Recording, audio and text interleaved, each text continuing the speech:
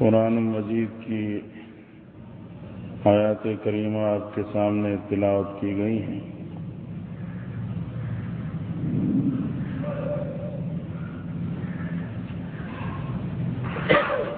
جس میں اللہ تبارک و تعالی نے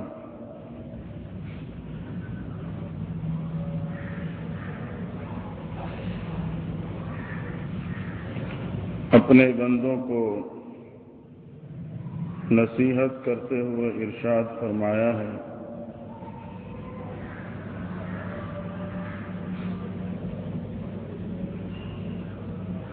کہ تحقیق ہم نے پچھلی امتوں کو بھی یہ وصیت کی تھی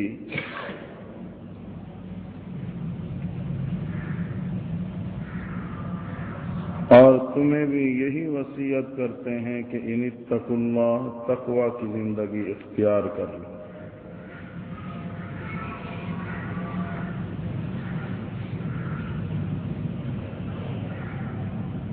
فرمایا جو تمہارے سے پہلے تھے جنہیں آسمانی کتاب اور شریعت عطا کی گئی تھی، انہیں بھی تقوی کی زندگی کی نصیحت کی گئی اور تمہیں بھی اسی زندگی کو اپنانے کی وہ نصیحت کی جا رہی ہے۔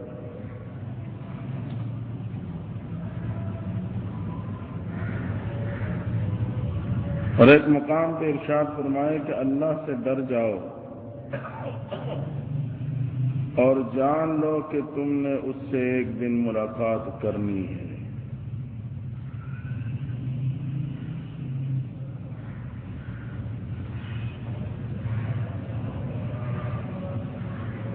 تقوی کا لفظی معنی ڈرنا،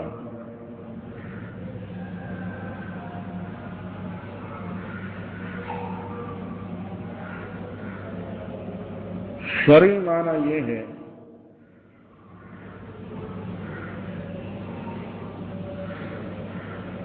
کہ اللہ سے ڈرتے ہوئے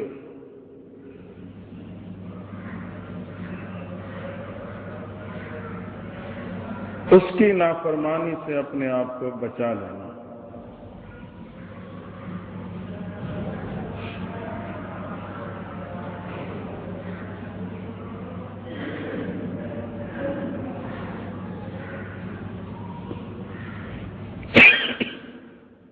حضرت کعب رضی اللہ تعالیٰ عنہ جو صحابہ کرام کے استاد سمجھے جاتے تھے، قاری قرآن تھے،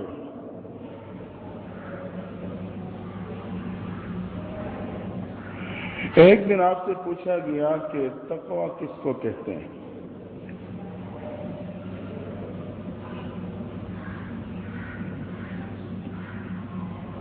آپ نے مثال دیتے ہوئے ارشاد فرمایا کہ تقوی کی زندگی کی مثال ایسے ہے جیسے کہ ایک شخص خاردار راستے سے گزرتا ہے،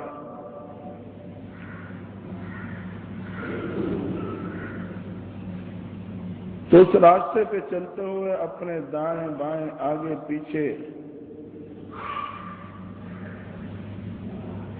اپنے کپڑوں کو سمیٹتے ہوئے انتہائی محتاط انداز سے گزر جاتا ہے۔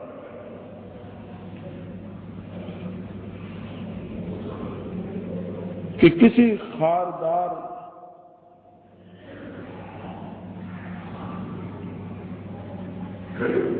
پودے اور درخت کے ساتھ میرا دامن الجھ نہ جائے۔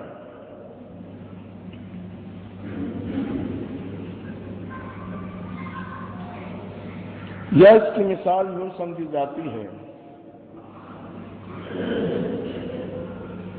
جیسے کہ ایک بطخ یہ زیادہ تر پانی میں رہنے والا پرندہ، پانی میں رہتے ہوئے وہ راحت اور خوشی محسوس کرتا ہے، سارے دن پانی کے تالاب میں رہتا ہے، اس پہ تیرتا بھی ہے، غوطے بھی لگاتا ہے، لیکن جیسے اس پانی کے تالاب سے باہر نکلتا ہے تو اس کے جسم پہ پانی کا ایک قطرہ بھی نہیں ہوتا۔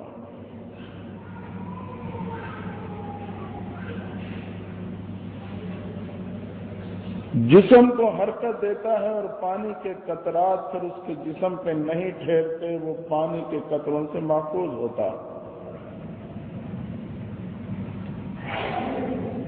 فرمایا کہ متقی وہ ہے جو کہ اس دنیا کے دریا اور سمندر میں رہتے ہوئے یہاں کے حرام تو حرام مشتبہ چیزوں سے بھی اپنے آپ کو بچا لیتا۔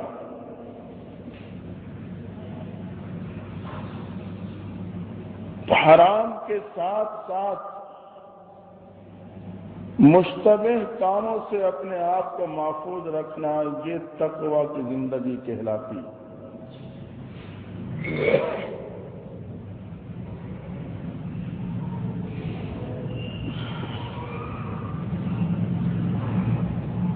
اور ہمارے اور آپ کے اکابرین کی زندگی پہ بھی اگر ہم اور آپ نظر ڈالیں تو انہوں نے بھی صحابہ کرام کی اتباع کرتے ہوئے ایسی زندگی گزار کے دکھائی۔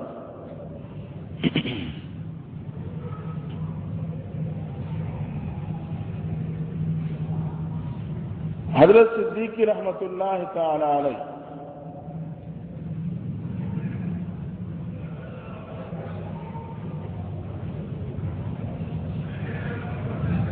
مشتبہ چیزوں سے احتیاط کا یہ عالم تھا۔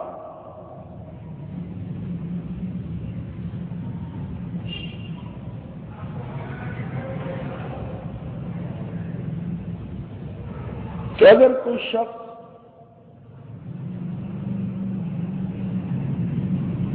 پھل کی پیٹی لے آتا، یہ تحقیق کر کے اسے استعمال کرتے کہ کہیں یہ پھل کا باغ پھل پکنے سے پہلے تو فروخت نہیں ہوا،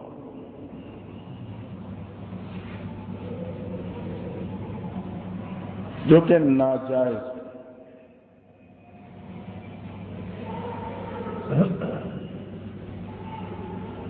بازار کے ذبیحے کو استعمال نہیں کیا۔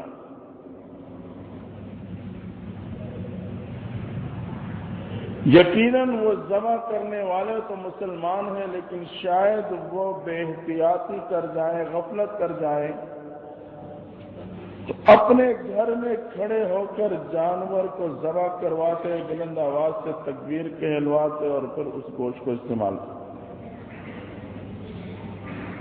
یہ وہ احتیاطیں تھیں۔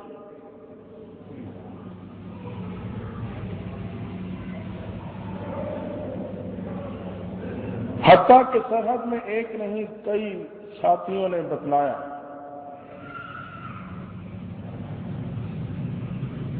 معمول سفر کا یہ تھا کہ سفر میں جاتے تو کچھ زادرات ساتھ لے کے چلتے تاکہ بازار کا گھی بھی استعمال نہ کیا جا سکے، گھر کا گھی ساتھ ہوتا، کچھ خشک دالیں ساتھ ہوتی۔ اگر کہیں آپ کے احتیاط کے معیار پہ کوئی کھانا پورا نہ اترتا تو آپ انہی چیزوں کو استعمال کروا لیتے۔ کئی ساتھیوں نے بتلایا کہ ہم نے جب بھی دعوت کی درخواست کی تو انہوں نے شرط یہ لگائی کہ اگر تم مرغی پکانا چاہتے ہو تو انہیں اسے 3 دن پنجرے میں بند رکھنا پڑے گا، کیونکہ مرغی گندگی پہ پھرتی ہے، گندگی کھاتی ہے۔ تو اس کراہیت سے بھی بچنے کے لیے 3 دن وہ گھر والے کہتے کہ ہم پنجرے میں بند رکھتے، اسے دانہ ڈالتے، جب 3 دن تک وہ صاف ستھری غذا کھاتی اس کے بعد ذبح کر کے پھر دعوت کا اہتمام کرتا۔ یہ باتیں میں نے اس لیے کی کہ مشتبہ چیزوں سے بچنے کی ذرا وضاحت آ جائے۔ یہی وجہ تھی کہ جب پاکستان اور ہندوستان کی تقسیم ہوئی تو شیخ العرب والعجم حضرت حسین احمد مدنی رحمۃ اللہ تعالی علیہ سے تعلق رکھنے والوں نے درخواست کی کہ حضرت اب تو ہمارا آپ تک پہنچنا مشکل ہو گیا ہے، تو ہم پاکستان میں رہتے ہوئے کس سے اپنے اصلاحی روحانی تعلق کو قائم رکھیں؟ تو حضرت مدنی نے 3 شخصیات کے نام لیے،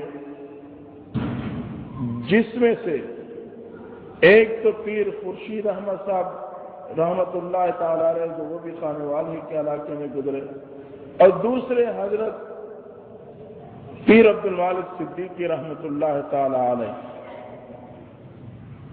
کہ اگر تعلق جوڑنا چاہتے ہو تو ان سے تعلق جوڑ لینا، یہ متقی اور پرہیزگار اور متبع سنت ہیں۔ تو تقوی کا مفہوم یہ ہے کہ حرام تو حرام، لیکن مشتبہ چیزوں سے اپنے آپ کو بچانا۔ چھوٹے بچوں کو ہٹاؤ، کھڑکیاں بند کر دو، تو سامنے والی لائٹیں جلا دینا، اندھیرا۔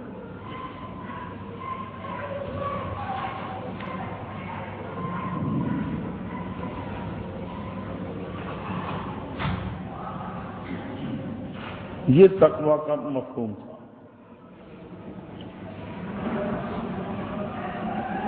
کہ جب ایسی زندگی نصیب ہوتی ہے پھر اس کے اثرات کیا ہوتے ہیں؟ تو پھر اللہ کی طرف سے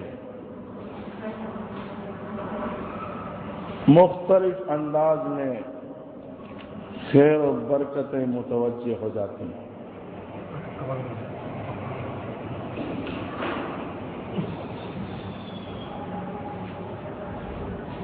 ایک بات یہ ذہن نشین کر لینی چاہیے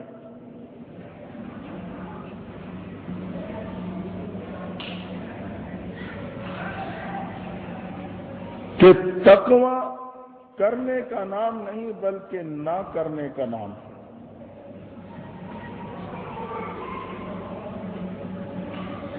کرنے کا نام نہیں۔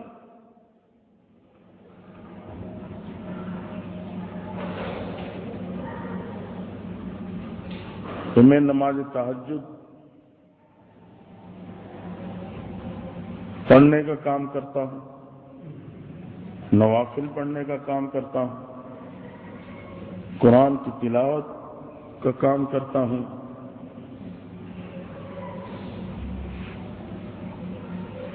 یقیناً یہ نیک اعمال ہیں،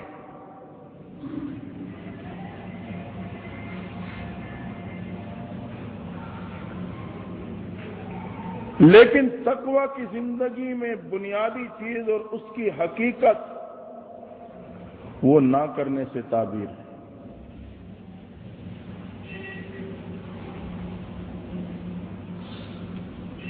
کہ میں کسی قسم کا گناہ نہ کروں،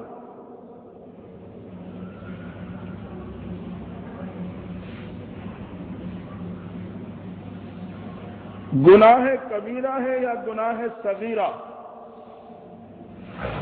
آنکھ کان زبان معاملات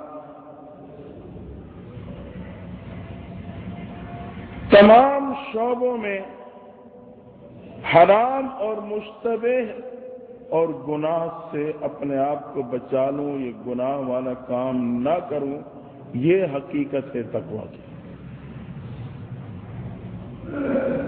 مثلا ایک شخص نوافل پڑھتا ہے لیکن سودی کاروبار کرتا ہے تو متقی تو نہ ہوا۔ تو تقویٰ کرنے کا نام نہیں بلکہ نہ کرنے کا نام ہے۔ مسلمان ہونے کی حیثیت سے اس نے فرائض تو ادا کرنے ہیں، لیکن جب تک وہ گناہ نہ کرنے کو اختیار نہیں کرے گا متقی نہیں بن سکتا۔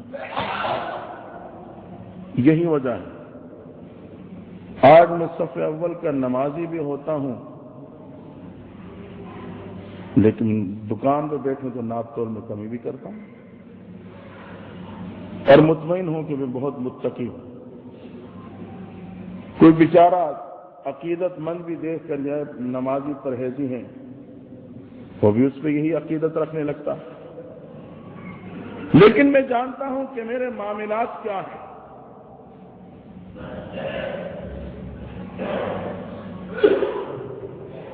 دوسرے کا حق دبا رکھا ہے، نماز روزے کی پابندی، حج و عمرے کا اہتمام، تو اس کو تقوی نہیں کہیں۔ تو تقوی کی حقیقت کرنا نہیں بلکہ نہ کرنا کہ یہ گناہ نہ کرے۔ مسلمان ہونے کی حیثیت تو سے تو فرائض تو اس نے کرنے ہی ہیں، لیکن اس کے ساتھ ساتھ نوافل بے شک نہیں پڑتا، لیکن دوسری طرف ہر قسم کے اللہ کی نافرمانی سے سود کا کام نہیں کرتا، رشوت کا کام نہیں کرتا، ناپ تول میں کمی کا کام نہیں کرتا، ملاوٹ نہیں کرتا، آنکھوں کی خیانت نہیں کرتا، اللہ کی نافرمانی نہیں کرتا، تب جا کے یہ متقی اور پرہیزگار بنے گا۔ آج ہم دونوں ہر معاملہ کرتے ہیں، نیکی بھی کرتے ہیں، برائی بھی کرتے ہیں، اور تصور یہ ہوتا ہے کہ میں متقی ہوں، میں اپنے آپ پہ مطمئن رہتا ہوں۔ یہ نفس کا دھوکہ۔ صرف کرنا خواہ وہ نیکی کا کی طرف ہو یا گناہ کا طرف ہو، یہ بھی کرتا ہوں وہ بھی کرتا ہوں، اس سے متقی نہیں بنتا، کیونکہ تقوی کا معنی ہی اپنے آپ کو بچانا ہے، روکنا ہے، رک جانا ہے، نہ کرنا ہے۔ اس لیے کہتے ہیں کہ نفل عبادت زیادہ اہم ہے یا گناہوں سے بچنا زیادہ اہم ہے؟ یاد رکھنا کہ نفل عبادت سے گناہوں سے بچنا بدرجہ زیادہ اہم اور ضروری ہے۔ ایک شخص صرف فرائض ادا کرتا ہے لیکن ادھر حرام تو حرام مشتبہات سے بھی بچتا ہے، یہ زیادہ اہمیت رکھتا ہے۔ جب تقوی کی زندگی نصیب ہوتی ہے تو اللہ تعالی اس کے اثرات کیا ہوتے ہیں؟ پہلا اثر تو یہ ہے کہ وہ گناہوں کی مغفرت کا ذریعہ بن جاتی ہے۔ ایسی زندگی گناہوں کا کفارہ بن جاتی ہے۔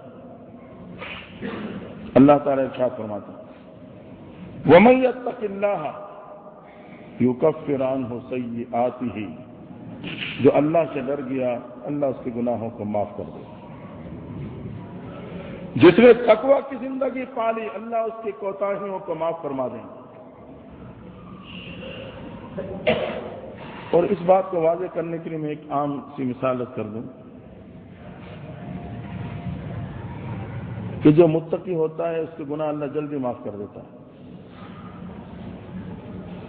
کیونکہ انسان ہے، گناہ تو ہوگا اس سے، وہ خود بچنے کی کوشش کرے گا لیکن گناہ تو ہوگا، انسان ہے، معصوم تو نہیں۔ لیکن اگر اس سے انسان ہونے کے ناطے گناہ ہو گیا تو اللہ اسے جلدی معاف کر دے گا۔ کیا مطلب؟ اس کو جس سے کہ ایک معصوم بچہ جو ماں سے محبت کرتا ہے، اگر وہ ماں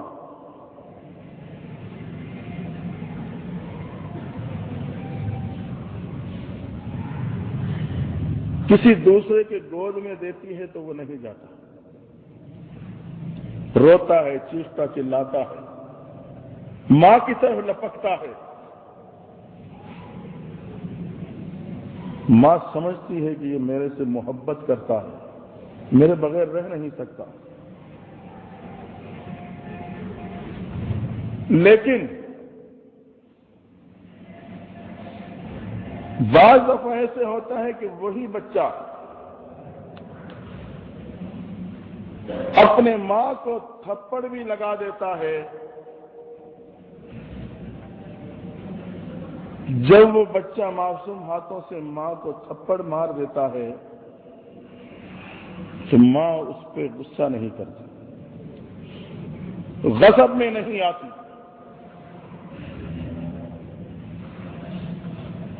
بلکہ دل میں ناراضگی ہی نہیں آتی، اسے درگزر کر دیتی ہے، حتیٰ کہ اسی ہاتھ کو چومنے لگتی ہے۔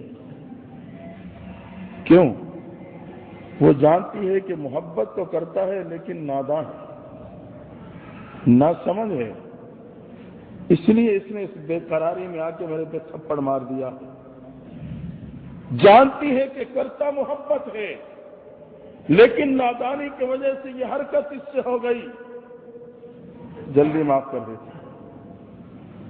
تو وہ شخص جو کہ متقی ہوتا ہے، اگر اس سے گناہ ہو بھی جائے تو اللہ جانتا ہے کہ کرتا تو یہ بندہ میرے سے محبت ہے، رکھتا تو میرے سے تعلق ہے، لیکن انسان ہونے کے ناطے نادانی کا شکار ہو چکا، کسی موقع پہ گناہ کا ارتکاب ہو گیا، اللہ تعالیٰ ایسے بندے کو جلدی معاف فرما دیتے ہیں۔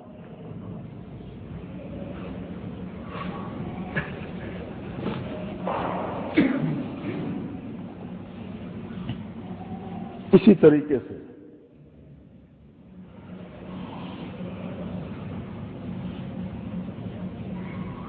جیسے کہ ہم اور آپ دیکھتے ہیں بعض موقع پہ بڑے ممالک چھوٹے ممالک کے قرضوں کو معاف کر دیتے ہیں، تو اللہ کی ذات بھی پھر اپنے بندے کے گناہوں کو اس طرح معاف کر دیتی ہے، ان کے ذمے کچھ باقی نہیں رہتا۔ جو بڑے ممالک بڑے سے تعلق رکھتے ہیں تو ایسے مواقع آتے ہیں کہ ان کے قرضوں کو بھی معاف کر دیتے ہیں۔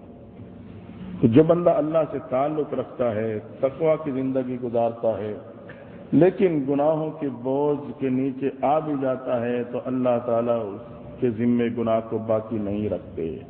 کیا مطلب؟ اسے فوراً توبہ کی توفیق دے دیتے ہیں، وہ اس پہ ایسے نادم ہوتا ہے، ایسا بے قرار ہوتا ہے، اور گناہ پہ سزا کیا ملنا کہ وہ گناہ بھی نیکیوں پہ تبدیل کر دیے جاتے ہیں۔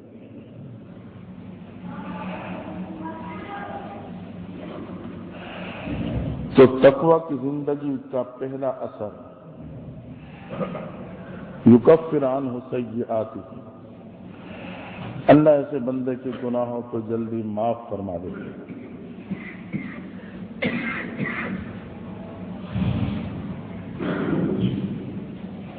دوسرا فائدہ اور اثر یہ وَيُعْظِمْ لَهُ أَجْرًا، اللہ پھر اس کے نیک عمل پہ اسے زیادہ اجر دیتے ہیں۔ نیک متقی کے نیک عمل پہ اسے زیادہ اجر ملتا ہے، اللہ اس کے اجر کو بڑھا دیتے ہیں، اس کے نیک اعمال کی قیمت کو بڑھا دیتے ہیں، زیادہ قیمت لگاتے ہیں۔ مثال کے طور پر ہم اور آپ کپڑا خریدتے ہیں تو تھوڑی قیمت کا کپڑا ہے یا زیادہ قیمت کا، کام تو ایک ہی دیتا ہے، وہ بھی جسم کے لباس بنتا ہے، وہ بھی جسم کا لباس بنتا ہے، اس سے بھی جسم ڈھانپا جا سکتا ہے، قیمتی کپڑے سے بھی ڈھانپا جا سکتا ہے، جو مقصد ہے وہ تو دونوں سے حاصل ہوتا ہے۔ کم قیمت والا کپڑا بھی وہی مقصد پورا کر رہا ہے کسی حد تک، اور زیادہ قیمت والا بھی، لیکن فرق کہاں پہ آیا کہ قیمت میں اتنی تبدیلی آ گئی؟ تو فرق کوالٹی میں، کوالٹی کا فرق، اس کوالٹی کی فرق کی وجہ سے اگرچہ دونوں سے ایک ہی مقصد پورا ہو رہا ہے، لیکن ایک کپڑے کی قیمت وہ 20 روپے میٹر ہے اور دوسرا 120 روپے میٹر ہے، بڑا فرق۔ تو یہ بات ہم اور آپ بآسانی سمجھیں گے کہ اس کی کوالٹی میں فرق ہے، اس لیے اس کی قیمت میں فرق ہے۔ تو میرے اور آپ کا عمل، میں بھی نماز پڑھوں گا، ایک اللہ والا بھی نماز پڑھے، میں بھی تلاوت کروں گا، ایک اللہ والا بھی تلاوت کرے گا، میں بھی عبادت کروں گا، ایک اللہ والا بھی عبادت کرے گا، لیکن ظاہر سی بات ہے میں اور وہ نماز ایک ہی جیسی پڑھ رہے ہیں، ایک ہی خدا کے سامنے جھک رہے ہیں، نیکی ایک ہی انداز سے کر رہے ہیں، لیکن وجہ کیا ہے؟ اس متقی پرہیزگار اور اللہ والے کو اسی عمل پہ زیادہ اجر مل رہا ہے، مجھے تھوڑا اجر مل رہا ہے۔ دوستو، فرق کوالٹی میں آ گیا۔ اس نے اس عمل کو جو ادا کیا، اس اخلاص اور اس انابت اللہ کے ساتھ، توجہ اور حضوری کے ساتھ میں نے جو ادا کیا ہے، اس میں نہ وہ حضوری تھی، نہ وہ توجہ تھی، نہ وہ کیفیات تھی۔ اب نماز تو ہم ایک ہی جیسی پڑھتے ہیں، لیکن اب کیفیات مختلف ہیں، تو کوالٹی مختلف ہے، یہاں کیفیات مختلف ہیں۔ اس کیفیات کی مختلف ہونے کی وجہ سے اللہ تعالیٰ پھر اس کی قیمت میں بھی اضافہ فرما دیتے ہیں۔ اب بات سمجھ میں آ گئی کہ یوزم لہو اجرا، اللہ تعالیٰ نیک بندوں کے اعمال کی قیمت بھی زیادہ لگاتا ہے، ان کی کیفیات کی، ان کے اخلاص کی وجہ سے، ان کی توجہ کی وجہ سے۔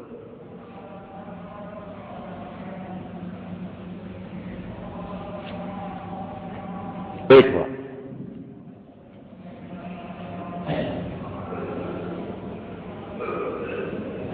اعمال کی قیمت زیادہ لگتی ہے تقوی کی زندگی کی بنیاد پر۔ دوسری مثال یوں سمجھیں، ایک من مٹی ہے، ایک من سریا ہے، وہ بھی ایک من، اور ایک من سونا ہے، وہ بھی ایک من، وزن میں تو برابر ہے۔ بھئی ایک من مٹی بھی ایک من کہلائے گی، ایک من لوہا بھی ایک من کہلائے گا، اور ایک من سونا بھی ایک من کہلائے گا۔ وزن میں تو تینوں برابر، لیکن آپ خود سمجھتے ہیں کہ قیمت میں زمین اور آسمان کا فرق۔ اور میرے اور آپ کی اعمال کی حیثیت، جو فاسق اور فاجر ہے،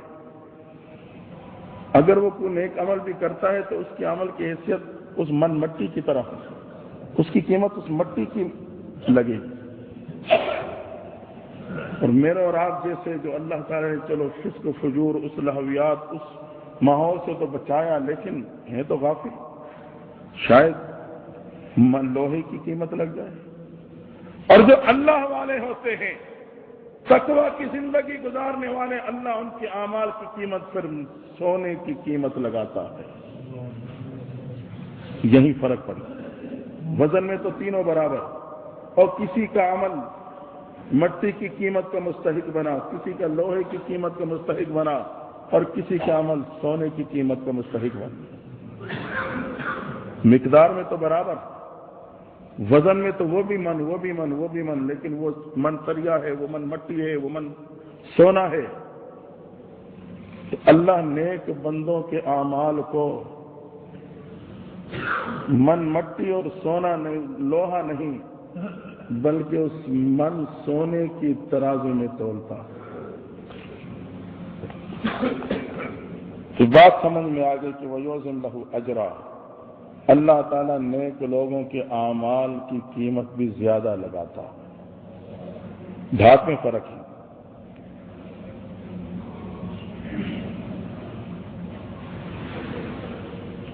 یہ ایک اس سے بھی واضح سی بات،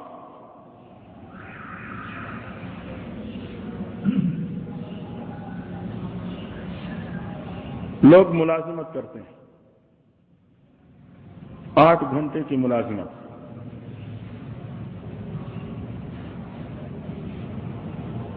دفتر میں ہے، کسی ادارے میں ہے، کسی شو روم پہ ہیں، کہیں بھی 8 گھنٹے کی ملازمت ہے۔ اب اس ادارے اور دفتر میں ملازمت کرنے والے سارے کے سارے ملازم، ڈیوٹی کا وقت بھی ساروں کا ایک جتنا، لیکن کیا معاملہ ہے؟ کوئی مہینے بعد 3,000 کما کے لاتا ہے، کوئی 30,000 کما کے لاتا ہے، اور ایسے بھی ہوتے ہیں جو اسی 8 گھنٹے کی یومیہ ڈیوٹی دے کے مہینے کے بعد 3 لاکھ کما کے لاتے ہیں۔ تو کیا معاملہ، وجہ کیا؟ صلاحیت میں فرق آ گیا، اس کیفیت میں اور استعداد میں فرق پڑ گیا۔ اور ڈیوٹی تو 8 گھنٹوں کی ہے، کوئی 3,000 کما رہا ہے، کوئی اسی 8 گھنٹے میں 30,000 کما رہا ہے، کوئی 1,00,000 اور 3 لاکھ کما رہا ہے۔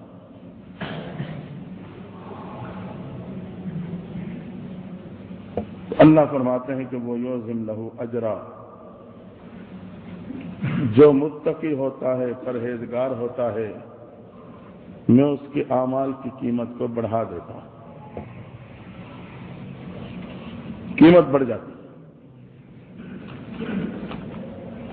رمضان کے مہینے کے روزے میں نے بھی رکھے، اللہ والے نے بھی رکھے، وہ بھی 29 اور 30، وہ بھی 29 اور 30، ڈیوٹی کا وقت ایک ہے۔ حج ہم نے بھی کیا، اللہ والوں نے بھی کیا، حج کے ایام وہی ہیں۔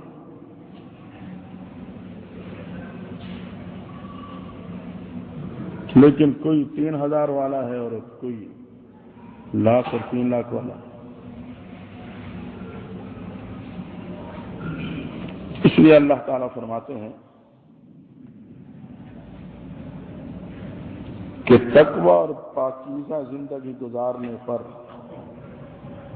ایک تو اللہ تعالیٰ اس بندے کی غلطیوں کو جلدی معاف کر دیتا ہے، اور دوسرا اجر یہ کہ اس کی اعمال کی قیمت کو بڑھا دیتا ہے۔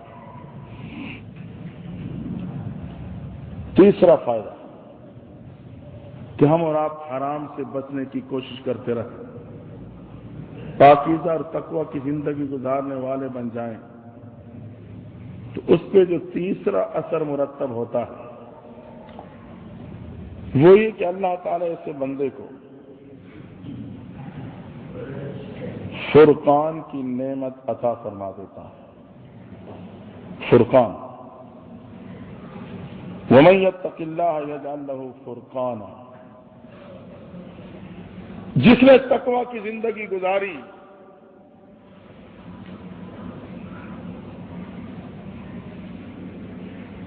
اللہ فرماتے ہیں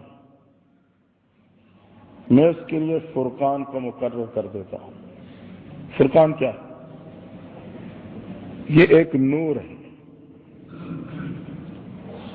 جو اللہ اس متقی مسلمان کو عطا فرماتے ہیں، جس سے وہ کھوٹے اور کھرے میں فرق کر سکتا، اچھے اور برے میں فرق کر سکتا۔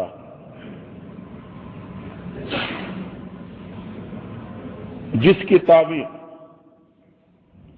حدیث میں یوں کہی گئی کہ اتقوا اللہ، اتقوا فراست المؤمن فإنہ ينظر بنور اللہ، اور مومن کی فراست سے ڈر جا،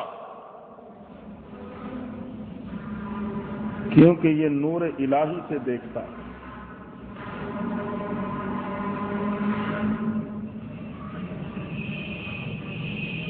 یہ فراست ایک نور الہی ہے جو باطن کی صفائی اور پاکی کی بنیاد پہ حاصل ہو جاتی ہے،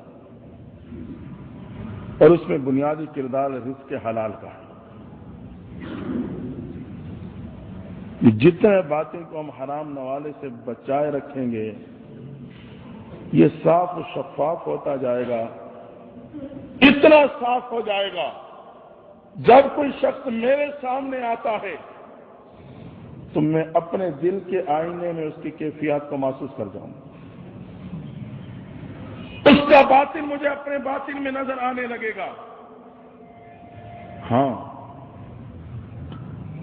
فرمایا اتقوا بفراست المؤمن، یہ وہ فراست ہے، نور ایمانی ہے، ایک باطنی روحانی قوت ہے جو در حقیقت اس دل کی صفائی اور شفافیت سے تعبیر ہے کہ اس نے اپنے باطن کو ہر قسم کی میل و کچیل سے بچایا۔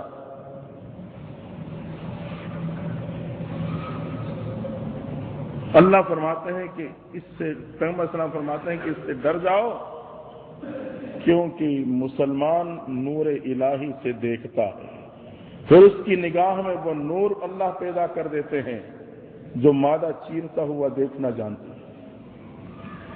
ہاں، اس میں یہ طاقت پیدا ہو جاتی ہے کہ وہ مادے کو چیر کر پار بھی دیکھنے کی صلاحیت رکھتی ہے۔ اس کو علم غیب نہیں کہتے،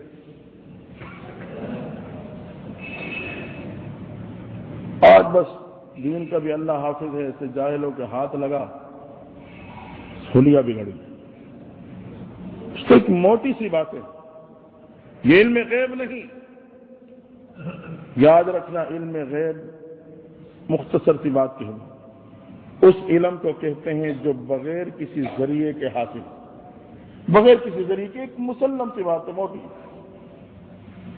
علم غیب وہ علم ہے جو بغیر کسی ذریعے کے حاصل ہو۔ اب ہم خود دیکھیں، اللہ کا علم یقینی بات ہے وہ اللہ کی ذاتی صفت ہے۔ انبیاء علیہ الصلوۃ والسلام کا علم وہ ذاتی صفت نہیں، اللہ وحی کے ذریعے سے بتاتے ہیں، اور علم حاصل کرنے کا سب سے بڑا ذریعہ، اہم ذریعہ وہ وحی الہی۔ وہ دو تین ساتھی آئے، بس وہ ایسے ساتھیوں سے کیا بحث کرنی ہوتی ہے، جب پوری معلومات خود نہ ہو تو ظاہر ہے پھر جو یہ بات سامنے آئی تو انہوں نے فوراً کہنے کہ کیا یہ وہی بھی ذریعہ ہے؟ بھائی میں نے کہا جاؤ پہلے اپنے بڑوں سے پوچھ لو، پھر آ کے بتا دینا مجھے کہ وہی علم حاصل کرنے کا ذریعہ ہے یا کوئی اور چیز۔ سب سے بڑا ذریعہ اور پہلا ذریعہ علم حاصل کرنے کا وہ وحی الہی۔ تو جو علم وحی کے ذریعے سے حاصل ہوا وہ بھی کسی ذریعے سے حاصل ہوا ہے، تو غیب تو نہ ہوا۔ قرآن میں آتا ہے کہ پیغمبر الصلوۃ والسلام نے پچھلی امتوں کے انبیاء کے واقعات بیان کیے، آپ تو اس وقت غائب تھے، اس وقت موجود نہیں تھے۔ وہ پھر بات سے بات نکلتی ہے، موضوع میرا یہ نہیں ہے، کوئی ضمن بات آ گئی۔ ایک طرف تو میں دعویٰ رکھوں کہ حاضر ناظر ہیں، دوسری طرف میں کہتا ہوں کہ پہلے آپ تھے نہیں، آپ بعد میں آئے، اپنا دعویٰ کو خود میں جھٹلا دیتا ہوں۔ تو یہ اس وقت تو آپ نہیں تھے، تو آپ خود اس امتوں کی، اس انبیاء کے واقعات بتاتے ہیں، تو یہ تو غیب کی بات ہو گئی۔ اللہ نے قرآن میں اس کی وضاحت پہلے ہی کر دی تھی، فرمایا ذالک من انباء الغیب، ذالک من انباء الغیب، یہ غیب کی خبر ہے اس زمانے کی جس میں آپ موجود نہ تھے، لیکن کیا نوحی الیک، اللہ فرماتے ہیں میں وحی کے ذریعے سے آپ کو بتا رہا ہوں۔ کیا بات رہی؟ ذالک من انباء الغیب، اور یہ غیب کی خبر ہے۔ غیب سے مراد وہ زمانہ جس میں آپ نہ تھے، تو دوسرا مسئلہ بھی حل ہو گیا۔ لیکن نوحی الیک، میں نے آپ کو وحی کی۔ بات مختصر یہ کہ علم غیب وہ ہوتا ہے جو بغیر کسی ذریعے کے حاصل ہو۔ بالکل ایک عام سی مثال اس کے ساتھ، کچھ زمانہ پہلے جی دیکھو جو ڈاکٹر نے تو بتا دیا بیٹا ہے کہ بیٹی ہے، وہ تو بتا دیتے ہیں، تم کہتے ہو کہ یہ اللہ کے سوا کسی کو معلوم نہیں۔ اب تو خیر ساری سمجھ آ گئی، مشینری آ گئی، ہر کوئی سمجھدار بن گیا، وہ پوزیشن نہیں رہی۔ تو اس نے بیٹے اور بیٹی کا بتایا ہے، لیکن ذریعے سے، مشین کے ذریعے سے۔ وہ چیک اپ جیسا بھی ہے، مختلف تحقیقات ہیں، اس نے ایک ذریعے سے معلوم کر کے بتلایا۔ ہاں قرآن میں جو آتا ہے کہ جو پیٹ میں ہے اس کا علم اللہ ہی رکھتا ہے، بالکل اللہ اس کا علم رکھتا ہے کہ یہ نیک بخت ہوگا یا بدبخت ہوگا، کوئی مشینری نہیں بتا سکتی، کوئی مشینری نہیں بتا سکتی، اللہ اس کا علم رکھتا ہے۔ مختصر یہ کہ تقوی کی زندگی کا اثر یہ ہوتا ہے کہ اللہ تعالیٰ اسے فرقان عطا کر دیتے ہیں، نور الہی۔ وَمَن يَتَّقِ اللَّهَ يَجْعَل لَّهُ فُرْقَانًا، جو اللہ سے ڈرتا ہے اللہ اسے فرقان کی نعمت دے دیتا ہے۔ فرقان نور الہی ہے جس کو فراست مومن کہتے ہیں۔ وہ اپنی باطنی صفائی کی بنیاد پہ ایک بات کا اظہار کرتا ہے، اس کا تعین کرتا ہے۔ ایسی مثالیں دینے سے پہلے میں ایک بات سمجھا دوں ضمن، آپ اس کو یوں لے لیں کہ یہ ایک تجربہ ہوتا ہے. دوستو یہ مختلف ایجنسیاں کام کرتی ہیں، آپ میرے سے بخوبی اس بات کو سمجھتے ہیں. ان کی جس انداز سے تربیت کی جاتی ہے، اگر راستے پہ 3 آدمی آ رہے ہیں یا کوئی ایسے مواقع ہوتے ہیں جہاں انہوں نے اس قسم کے لوگ جاسوسی ٹائپ کے اور ایسی ان کی ٹریننگ ہوتی ہے کہ کھڑے ایک طرف ہوتے ہیں، پوری مجمع پہ نظر ڈال رہے ہوتے ہیں، اور جو ان کا ٹارگٹ ہوتا ہے سیدھا اس ٹارگٹ پہ پہنچ جاتے ہیں کہ وہ فلاں شخص ہے جو اس جرم میں مبتلا ہے. یا مثلا 4 ساتھی آ رہے ہیں، وہ چلتے ہوئے اسے دیکھ لیں گے تو وہ سمجھ جائیں گے بھائی اس میں فلاں شخص ہے، یہ نشئی ہے، اور جب تحقیق ہوگی واقعی وہ ویسے ہی نکلے گا. اب کیا انہیں کہاں سے پتہ چلا؟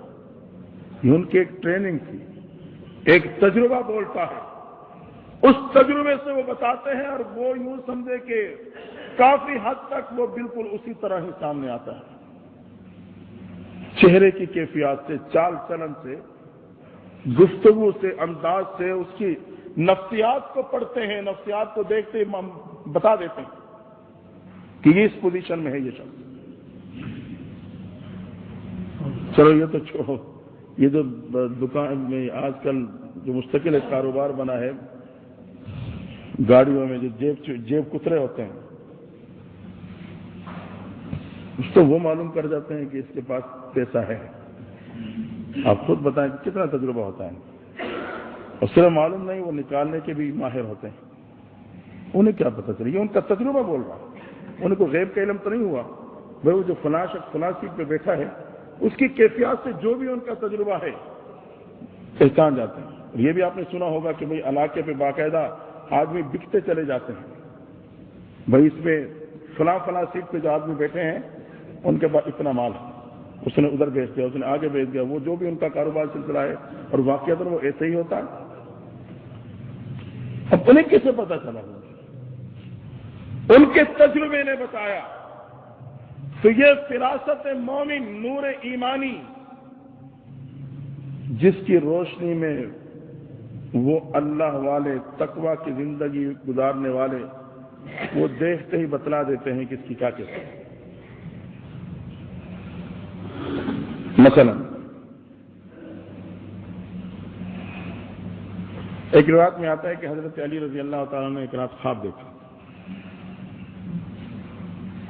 خواب یہ دیکھا کہ پیغمبر صلی اللہ علیہ وسلم سے ملاقات ہوئی.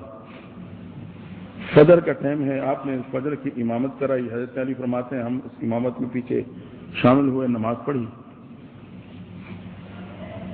نماز پڑھنے کے بعد آپ نے رخ پھیرا اور بیٹھ گئے کہ اتنے میں ایک خاتون آئی مسجد میں، اور کھجوروں کا ایک پرات جو ہے وہ رکھ کے چلی گئی.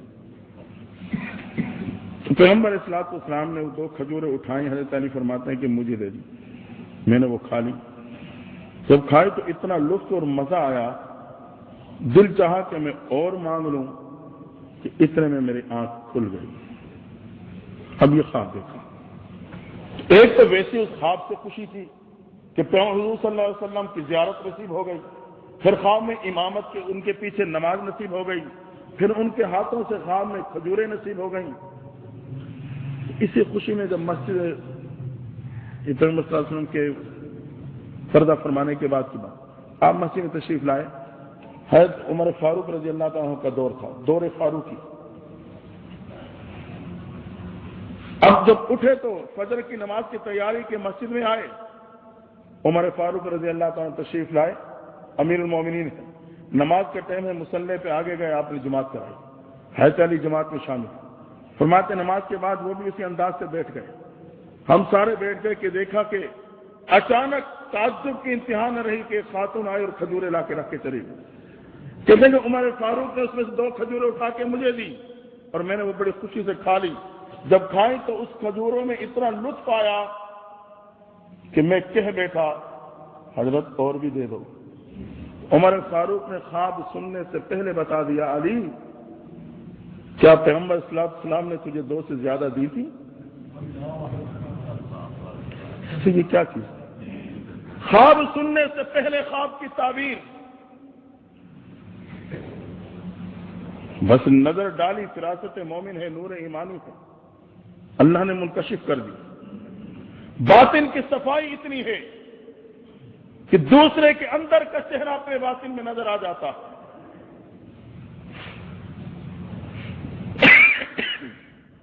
یہ تقوی کی زندگی پہ انعامات۔ حضرت عثمان غنی رضی اللہ تعالیٰ مجلس میں تشریف فرما، ایک شخص آیا، اتفاقاً راستے میں کوئی خاتون کا گزر ہوا، اس کی نظر پڑ گئی، بد نظری کا شکار ہوا۔ مجمع میں آ کے یہ بیٹھا تھا کہ حضرت عثمان غنی نے اپنے گفتگو کو روکتے ہوئے کہا کہ لوگوں کو کیا ہو گیا، آنکھوں سے زنا ٹپکتا ہے اور ہمارے مجالس میں آ کے بیٹھ جاتے ہیں۔ تو دیکھتے ہی پہچان گئے کہ یہ شخص بد نظری کا شکار ہو کے آیا۔ یہ فراست مومن۔ حضرت جنید بغدادی رحمۃ اللہ تعالی علیہ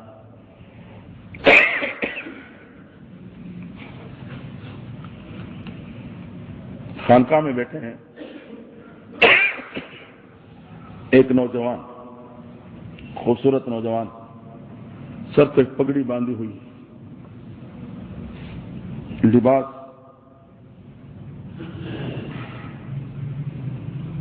خوبصورت لباس پہنا ہوا، دیکھنے سے لگتا ہے کہ واقعی بہت کامل مومن ہے۔ حضرت جنید بغدادی کی خدمت میں آتا ہے، بیٹھ گیا، کہنے لگا کہ حضرت ایک حدیث کا مفہوم سمجھنا چاہتا ہوں۔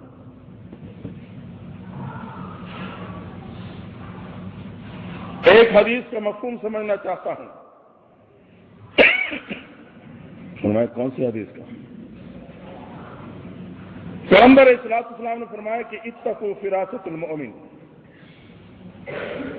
فإنه ينظر بنور اللہ، کہ مسلمان کی فراست سے ڈر جاؤ، یہ اللہ کے نور سے دیکھتا ہے۔ اس کا کیا مطلب؟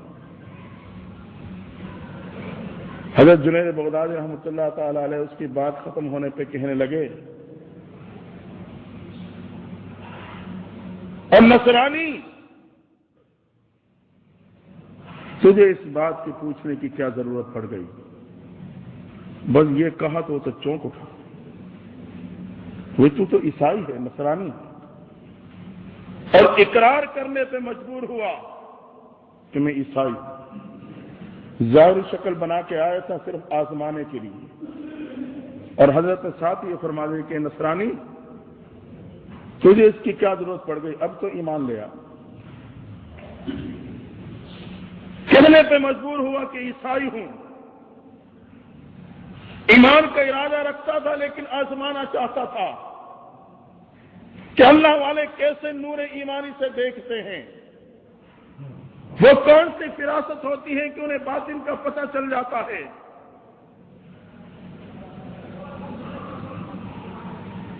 تسلیم کیا اور وہیں آپ کے ہاتھ پہ کلمہ پڑھ کے مسلمان ہو گئے کہ واقعی اللہ والوں کو فراست حاصل ہوتی ہے۔ تو تقوی اور پرہیزگاری کی زندگی پہ اللہ تبارک و تعالی یہ کیفیات عطا فرما دیتے ہیں۔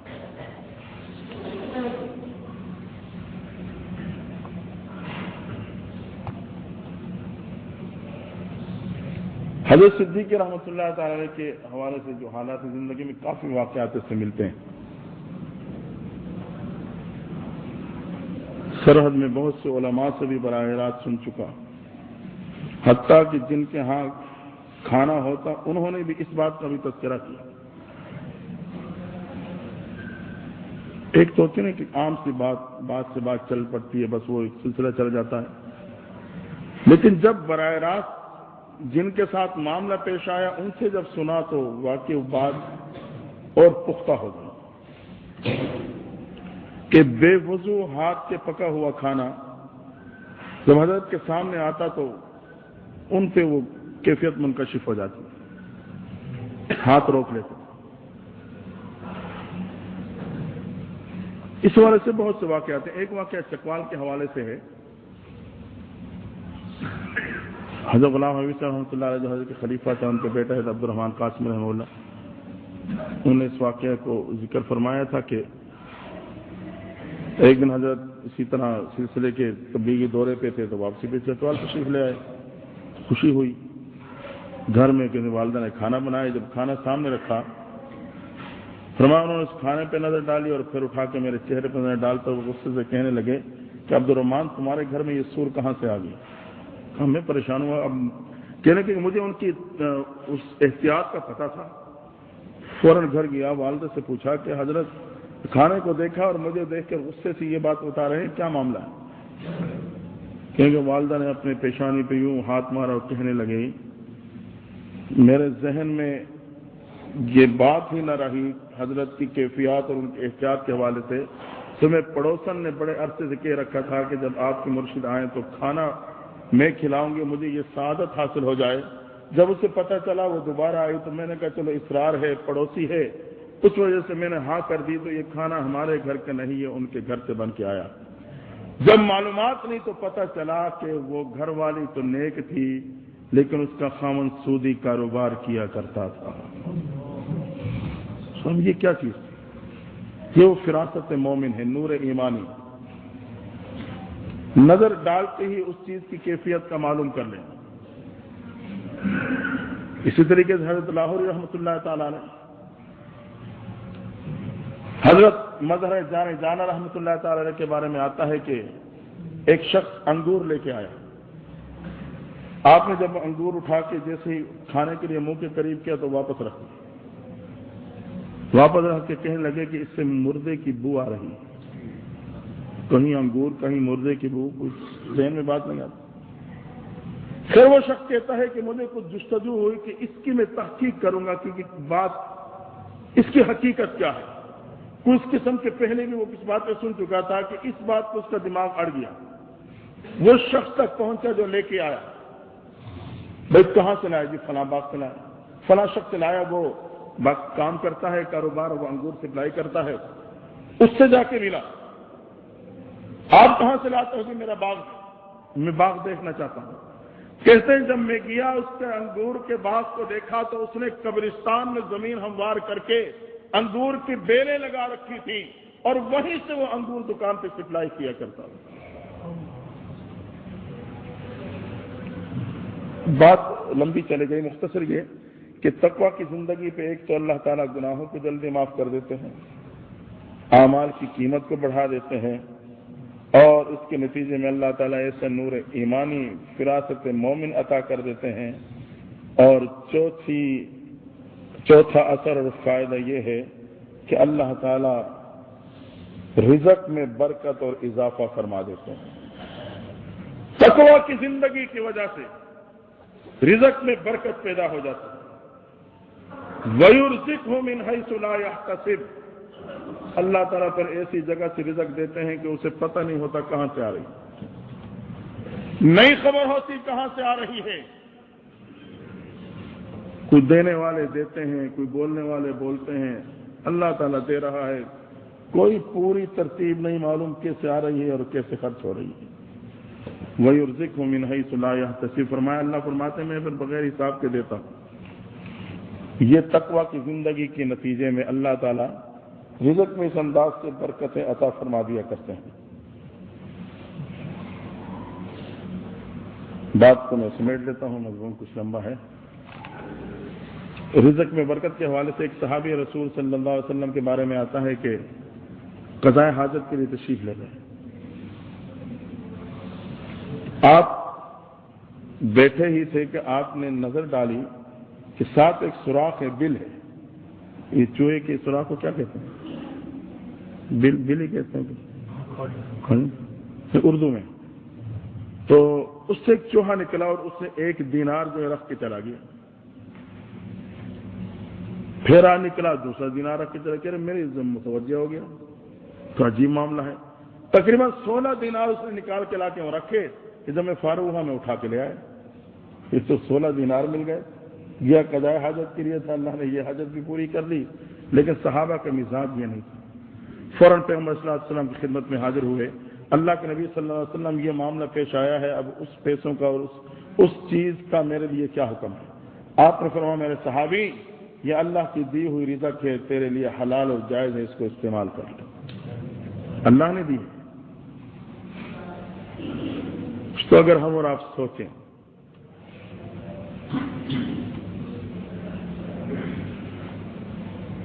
ان کے تقویٰ اور پاکیزہ زندگی کے اثرات کو دیکھیں.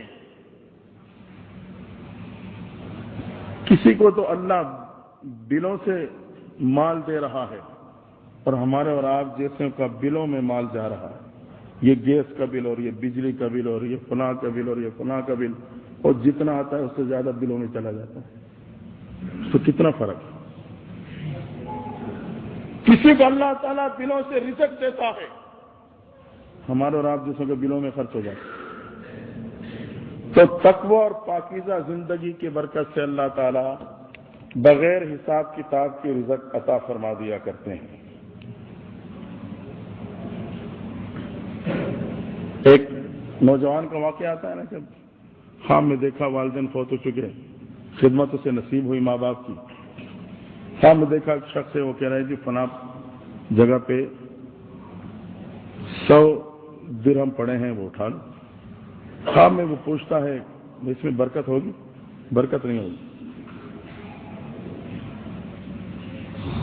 چھوڑ دیا. بیوی کو بتایا، اس نے کہا چلو دیکھ تو لو، پڑے ہوں گے.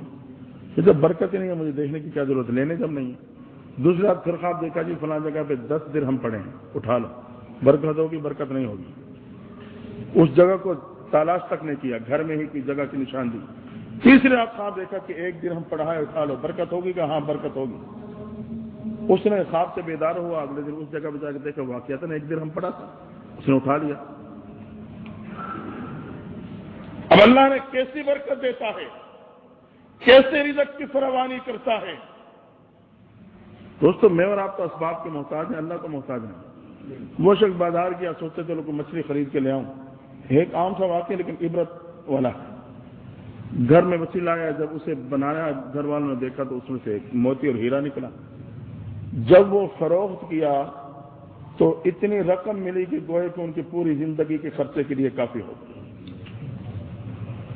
100 درہم نہیں بغیر برکت کے، 1 درہم برکت والا. اس لیے پہلے بھی عرض کر چکا تھا کہ اللہ سے ہم مانگے، رزق کی کثرت نہ مانگے، رزق کی برکت مانگے. اللہ کثرت نہیں برکت چاہیے. آج میں مختلف طریقوں سے ایڑ گیڑ کر کے دائیں بائیں جیسے بھی ہے رزق تو اکٹھی کر لیتا ہوں، لیکن وہ برکت سے خالی ہوتی ہے. برکت کیا کہ ناجائز ہوتی ہے، کہیں سود ہے، کہیں رشوت ہے، کہیں ناپتول میں کمی، کہیں کیا. تو یہی وجہ ہے کہ ضروریات پوری نہیں ہوتی. اسی انداز سے قرضے کے تلے دبتا چلا جاتا ہوں، پریشانیاں بڑھتی چلی جاتی ہیں. اگر رزق حلال تھوڑی ہے اسی پہ اکتفا کر لوں گا، اللہ تعالیٰ اس میں مجھے برکت عطا فرما دے گا. تو تقوی اور پرہیزگاری کی زندگی، رزق حلال پہ اکتفا کرنا، جب میں اس انداز سے پاکیزہ زندگی کو اپناؤں گا تو اللہ تعالیٰ رزق کے دروازوں کو کھول دے گا. آئیں کوشش یہ کریں، حرام سے تو یقیناً بچنا، لیکن مشتبہات سے بھی اپنے آپ کو بچائیں. تو تقوی کی حقیقت میں نے عرض کر دی کہ تقوی کرنے کی کا نام نہیں، نہ کرنے کا نام. گناہ نہ کرنا یہ تقوی. نمازیں میں صبح شام پڑھوں لیکن گناہ سے نہیں بچتا تو میں فرائض تو ادا کر رہا ہوں لیکن متقی نہیں بن سکتا. تو اللہ تعالی ہمیں اور آپ کو پاکیزہ اور تقوی کی زندگی نصیب فرما دے، جس پہ اللہ تعالیٰ کی طرف سے یہ اثرات مرتب ہوتے ہیں. اللہ ہمیں اور آپ کو دنیا اور آخرت کی عزت اور عظمت نصیب فرمائے. وآخر دعوانا الحمدللہ رب العالمین.